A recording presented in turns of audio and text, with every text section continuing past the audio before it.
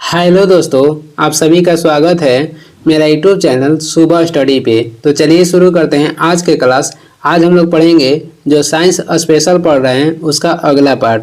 तो चलिए शुरू करते हैं। पहला क्वेश्चन हो जाएगा, एक एवोगाड्रो संख्या का मान कितना होता है। तो एक एवोगाड्रो संख्या का मान हो जाएगा 6.023 गुणे 10 के पावर 23।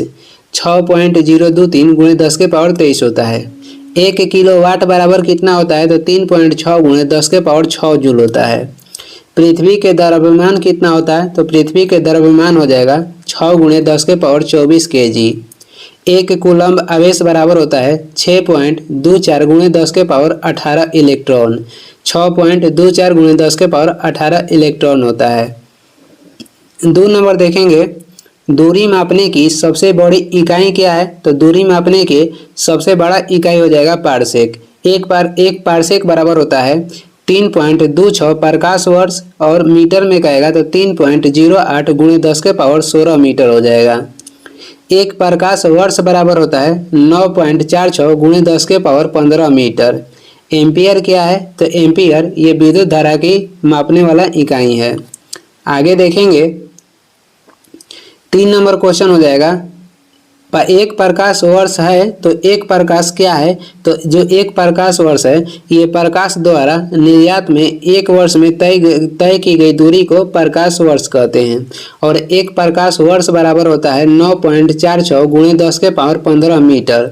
और ये किसकी इकाई है। तो ये दूरी की इकाई है। किलोमीटर में कहेगा तो 9.46 गुणे 10 के पावर 12 किलोमीटर हो जाता है, क्योंकि 1 किलोमीटर में कितना मीटर होता है। तो 10 के पावर 3 मीटर होता है।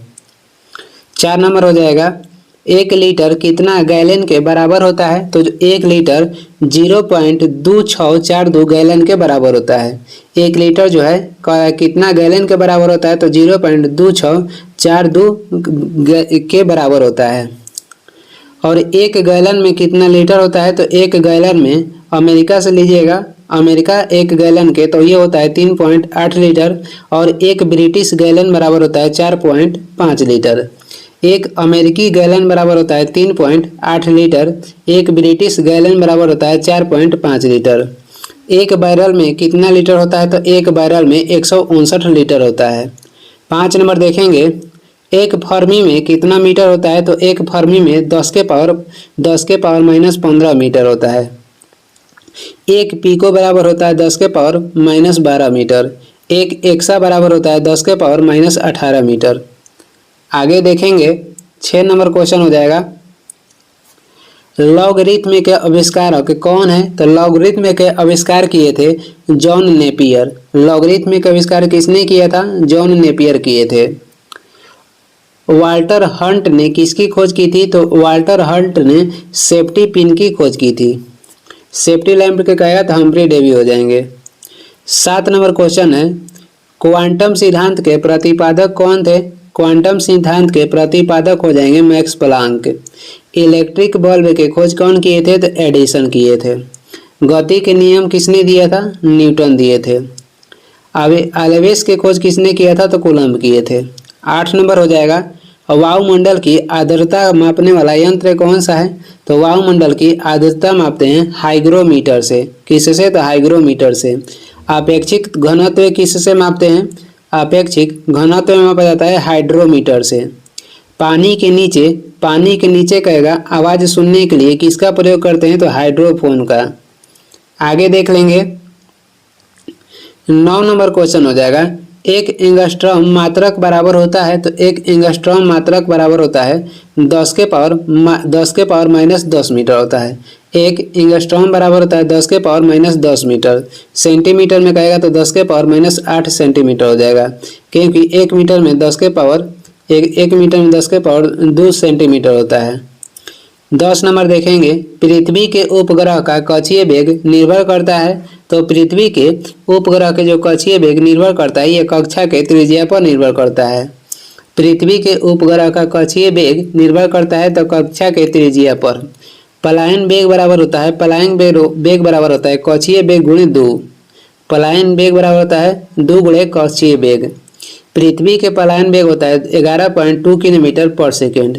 चंद्रमा के पलायन वेग कहेगा तो 2.37 किलोमीटर पर सेकेंड। सूर्य के पलायन वेग हो जाएगा 42 किलोमीटर पर सेकेंड। आगे देखेंगे, घड़ी में चाबी देना उदाहरण है, तो घड़ी में चाबी देना उदाहरण है किसका, तो स्थितिज ऊर्जा का। और गतिज ऊर्जा और स्थितिज ऊर्जा के योग को क्या कहते हैं, तो इसे कहते हैं यांत्रिक ऊर्जा। गाड़ी में कौन सी चलती गाड़ी में होती है, गतिज ऊर्जा। आगे देख लेंगे, 12 नंबर क्वेश्चन हो जाएगा, यदि किसी पिंड के संवेग 50% बढ़ा दिया जाए तो गतिज ऊर्जा का मान क्या होगा। यदि किसी पिंड का संवेग 50% बढ़ा दिया जाए तो इसके गतिज ऊर्जा का जो मान है 125% बढ़ जाएगा। संवेग बराबर होता है वेग गुणे द्रव्यमान। संवेग में परिवर्तन हमेशा बल की दिशा में होता है। संवेग में परिवर्तन कहाँ पे होता है, तो हमेशा बल की दिशा में होता है। 13 नंबर हो जाएगा, अनुदैर्ध्य तरंग उत्पन्न हो सकती है, तो अनुदैर्ध्य जो तरंग है ये उत्पन्न हो सकती है किसमें, तो सभी माध्यम में। किसमें, सभी माध्यम में, यानी कि ठोस, गैस और द्रव, यानी कि सभी माध्यम में। और जो अनुदैर्ध्य तरंग है इसे ध्वनि तरंग कहते हैं, और ये ठोस में अधिक होती है और किसमें कम होता है, तो ये गैस में कम होता है। जो अनुदैर्ध्य तरंग है ये लंबवत यात्रा करती है। आगे देख लेंगे, किस माध्यम में अनुप्रस्थ तरंग उत्पन्न नहीं हो सकती है, तो हवा में अनुप्रस्थ तरंग उत्पन्न नहीं हो सकती है। अनुप्रस्थ तरंग जो है ये ध्रुवण की घटना हो सकता है, इसमें ध्रुवण की घटना होता है, और अनुदैर्ध्य तरंग में ध्रुवण की घटना नहीं होती है। आगे देखेंगे, आगे हो जाएगा, पानी में प्रकाश की चाल कितना होता है। पानी में प्रकाश की चाल हो जाएगा 2.25 × 10⁸ मीटर पर सेकेंड। और वही कहेगा तो कांच में प्रकाश की चाल, तो कांच में प्रकाश की चाल होता है 2 × 10⁸ मीटर पर सेकेंड। 15 नंबर है, प्रतिबल और विकृति का अनुपात क्या कहलाता है, तो प्रतिबल और विकृति के अनुपात को कहते हैं प्रत्यस्तता गुणांक। प्रत्यस्तता गुणांक कहते हैं प्रतिबल और विकृति का अनुपात को। गुरुत्वाकर्षण नियतांक के मान कितना होता है। गुरुत्वाकर्षण नियतांक के मान हो जाएगा 6.67 × 10⁻⁻11 न्यूटन मीटर स्क्वायर पर केजी स्क्वायर। गुरुत्वाकर्षण नियतांक के मान हो जाएगा 6.67 × 10⁻⁻11 न्यूटन मीटर स्क्वायर पर केजी स्क्वायर। जड़त्व आघूर्ण के एसआई मात्रक हो जाएगा kilogram metre square. Kilogram metre square. 16 number देखेंगे, पनडुब्बी आधारित है, तो पनडुब्बी आधारित है आर्किमिडीज के सिद्धांत पर। और ये आर्किमिडीज के सिद्धांत पर पनडुब्बी क्या होती है, तो पानी के अंदर चलती है। न्यूटन के प्रथम गति के नियम यह कहता है कि कोई वस्तु अगर गतिशील है तो वह तब तक गतिशील रहेगी जब तक उस पर बाह्य बल कार्य न करे। पास्कल के नियम पर कौन आधारित होता है, तो जो हाइड्रोलिक ब्रेक है, गाड़ी के हाइड्रोलिक ब्रेक, ये पास्कल के नियम पर कार्य करती है। ऊर्जा के संरक्षण के सिद्धांत के अनुसार ऊर्जा न तो बनाया जा सकता है और न ही इसे विनाश किया जा सकता है। ऊर्जा को केवल परिवर्तनशील बनाया जा सकता है, यानी कि केवल ऊर्जा जो है ट्रांसफर हो सकता है। आगे देखेंगे, 17 नंबर हो जाएगा, समुद्र में तैरना नदी की अपेक्षा आसान क्यों है। क्योंकि समुद्र में तैरना जो है नदी की अपेक्षा आसान होता है, क्योंकि समुद्र के जो पानी का घनत्व होता है ये नदी के पानी के घनत्व से अधिक होता है। समुद्र के पानी के जो घनत्व होता है नदी के पानी के घनत्व से अधिक होता है। समुद्र की गहराई मापा जाता है फैथोमीटर से। 1 फैथोमीटर बराबर होता है 6 फीट। मीटर में कहेगा तो 1.8 मीटर। आगे देखेंगे, 18 नंबर क्वेश्चन हो जाएगा, तरंग अपस्रव्य कही जाती है जब उसकी आवृत्ति होती है। अपस्रव कहते हैं जब उसकी आवृत्ति 20 हर्ट्ज से कम होगा। तरंग को अपस्रव्य कब कहेंगे, जब उसकी आवृत्ति 20 हर्ट्ज से कम होगा। और 20 हर्ट्ज से अगर अधिक होगी आवृत्ति तो उसे कहते हैं पाराश्रव्य तरंग, जिसे कुत्ता और बिल्ली सुनते हैं। मानव सुनते हैं श्रव्य तरंग, और इसकी परिसर होता है 20 हर्ट्ज से लेकर 20,000 हर्ट्ज के बीच, जिसे मानव सुनते हैं। आगे देखेंगे, 19 नंबर हो जाएगा, यदि तरंग की लंबाई का मान आधा कर दिया जाए तो ध्वनि का वेग क्या होगा। यदि तरंग की लंबाई के मान आधा कर दिया जाए तो ध्वनि के वेग भी आधा हो जाएगा। ध्वनि की आवृत्ति बढ़ने पर उसका तरंगदैर्घ्य क्या होगा तो कम हो जाएगा, क्योंकि ये दोनों इन्वर्सली प्रोपोर्शनल टू होता है, यानी कि आवृत्ति बढ़ेगा तो उसका तरंगदैर्घ्य कम होगा। 20 नंबर हो जाएगा, ध्वनि तरंगे हैं तो ध्वनि तरंगे क्या है तो ये अनुदैर्घ्य तरंग है, और प्रकाश तरंगे हो जाएगा अनुप्रस्थ और विद्युत चुम्बकीय तरंग। ध्वनि तरंगे है अनुदैर्घ्य तरंग, प्रकाश तरंग कहेगा तो अनुप्रस्थ और विद्युत चुम्बकीय तरंग है, क्योंकि जो प्रकाश तरंग है ये ध्रुवण हो सकता है, ध्वनि नहीं होता है। 21 नंबर होगा, गोलीय दर्पण की फोकस दूरी उसकी वक्रता त्रिज्या की होती है, तो जो गोलीय दर्पण की फोकस दूरी होती है वो उसकी वक्रता त्रिज्या की आधी होती है। अवतल दर्पण में बना जो प्रतिबिंब होता है ये होता है आभासी, सीधा तथा वस्तु से बड़ा होता है। 22 नंबर हो जाएगा, उत्तल दर्पण द्वारा बना प्रतिबिंब कैसा होता है। उत्तल दर्पण द्वारा जो बना प्रतिबिंब होता है ये होता है काल्पनिक और सीधा तथा वस्तु से छोटा। आगे देखेंगे 23 नंबर हो जाएगा, प्रकाश तरंग उदाहरण है। जो प्रकाश तरंग है ये उदाहरण है कैसा, तो प्रकाश तरंग उदाहरण है विद्युत चुम्बकीय तरंग का। प्रकाश तरंग विद्युत चुम्बकीय तरंग का उदाहरण है। पराबैंगनी तरंग इस सूर्य से निकलती है। पराबैंगनी किरण के खोज किए थे कार्ल रिटर। ध्वनि तरंग क्या है तो ये अनुदैर्घ्य तरंग है। 24 नंबर हो जाएगा, 24 नंबर क्वेश्चन है, फोटोग्राफिक कैमरे का अभिदृश्यक लेंस होता है तो फोटोग्राफिक कैमरे में कौन सा लेंस प्रयोग होता है तो उत्तल लेंस का प्रयोग होता है।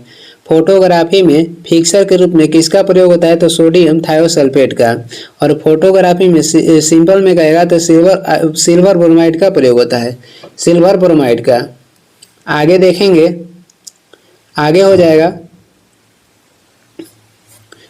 आगे है 25 नंबर क्वेश्चन हो जाएगा, E बराबर mc² को प्रतिपादित किसने किया था तो E बराबर mc² को प्रतिपादित किए थे आइंस्टीन ने।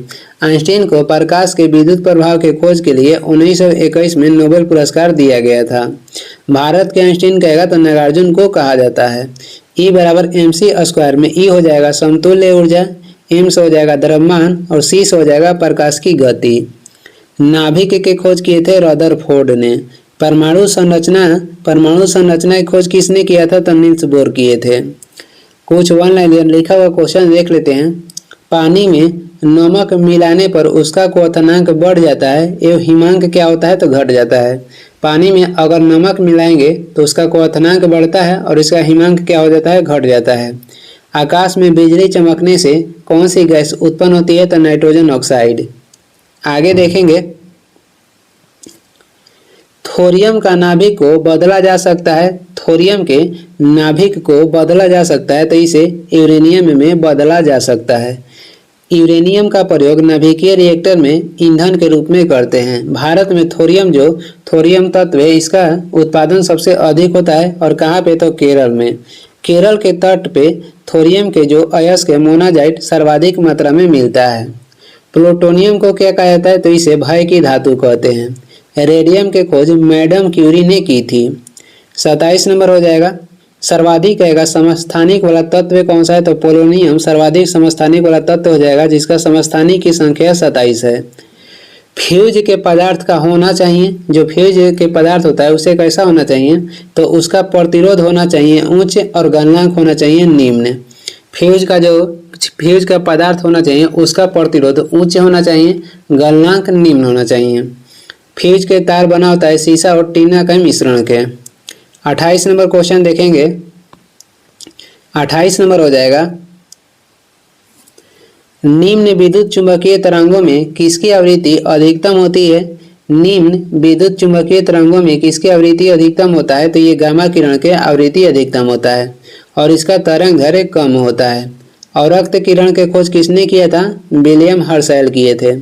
एक्स किरण के खोज किए थे रोएंटजन और पराबैंगनी किरण के खोज कहेगा तो कार्ल रिटर किए थे।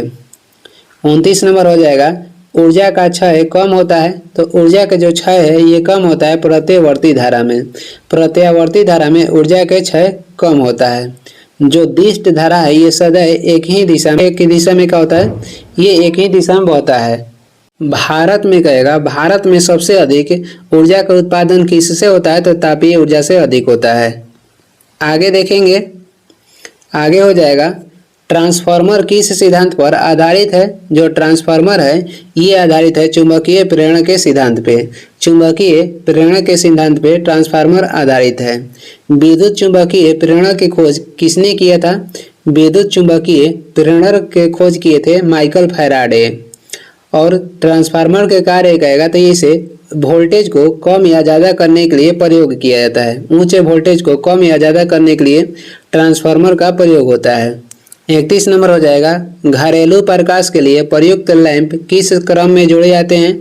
घरेलू प्रकाश के लिए जो प्रयुक्त लैंप है इसे जोड़ा जाता है समानांतर क्रम में, और घरेलू में जो फ्यूज होता है ये जोड़ा होता है श्रेणी क्रम में। आगे देखेंगे 32 नंबर हो जाएगा, ऊष्मा किस प्रक्रिया से सर्वाधिक तीव्र गति से स्थानांतरित होती है? तो ये सर्वाधिक तीव्र गति से स्थानांतरित होती है विकिरण विकिरण विकिरण प्रक्रिया से। ऊष्मा कह रहा है कि किस प्रक्रिया से सर्वाधिक तीव्र गति से स्थानांतरित होती है, तो ये होती है विकिरण प्रक्रिया से। जो पृथ्वी गर्म होता है ये विकिरण से ही गर्म होता है। कहेगा कि जो ऊष्मा का परिवहन होता है ठोस में कैसे होता है? तो चालन प्रक्रिया से, और वही गैस और द्रव में होता है संवहन प्रक्रिया द्वारा। और संवहन प्रक्रिया द्वारा ऊष्मा की सर्वाधिक हानि होती है। और वायुमंडल गर्म होता है संवहन प्रक्रिया द्वारा, पृथ्वी गर्म होता है विकिरण के द्वारा। 33 नंबर हो जाएगा, न्यूनतम संभवतः ताप कितना होता है? तो न्यूनतम संभवतः ताप जो होता है -273 डिग्री सेल्सियस होता है। भारी जल कितना डिग्री सेल्सियस पर जमता है? तो भारी जल 3.8 डिग्री सेल्सियस पे जमता है। एल्कोहल कहेगा कितना डिग्री सेल्सियस पर जमता है? तो -115 डिग्री सेल्सियस पे एल्कोहल जमता है। वही कह देगा कि पारा कितना डिग्री सेल्सियस पे जमता है? तो -39 डिग्री सेल्सियस पे पारा जमता है। आगे देखेंगे 34 नंबर हो जाएगा, यदि वायुमंडल न होती तो दिन की अवधि होती, यदि वायुमंडल न होता तो दिन की अवधि कम हो जाता। वायुमंडल में नाइट्रोजन की मात्रा सबसे अधिक होती है 78%, ऑक्सीजन होता है 21%, कार्बन डाइऑक्साइड कितना होता है? तो 0.03%। 35 नंबर क्वेश्चन है, सूर्य ग्रहण के समय सूर्य का कौन सा भाग दिखाई देता है? तो सूर्य ग्रहण के समय सूर्य के कौन सा भाग दिखाई देता है? तो ये दिखाई देता है किरीट, जिसे कोरोना भी कहते हैं, और ये सूर्य का बाहरी परत है। आगे देखेंगे 36 नंबर हो जाएगा, सूर्य के प्रकाश का आंतरिक परिवर्तन हो सकता है यदि सूर्य के प्रकाश के आंतरिक परिवर्तन हो सकता है यदि प्रकाश कांच से वायु में जाए तब। प्रकाश जो है कांच से वायु में जाएगी तब, और प्रकाश कांच से वायु में जाएगी तो उसके प्रकाश अभिलंब से दूर जाता है, और अगर वायु से कांच में जाएगी तो उसके प्रकाश जो है अभिलंब की ओर मुड़ जाती है। ये इस वीडियो के लास्ट क्वेश्चन है। वीडियो को लास्ट तक देखने के लिए धन्यवाद। वीडियो पसंद आ रहा तो लाइक कर दें, चैनल पर नए हैं तो सब्सक्राइब भी कर दें। कुछ सुझाव एवं सलाह देना है तो कमेंट करके ज़रूर बताएं, और इसका PDF चाहिए तो डिस्क्रिप्शन में टेलीग्राम के लिंक है, वहां से डाउनलोड कर सकते हैं, या टेलीग्राम पर सर्च भी कर सकते हैं शुभ स्टडी। Thank you.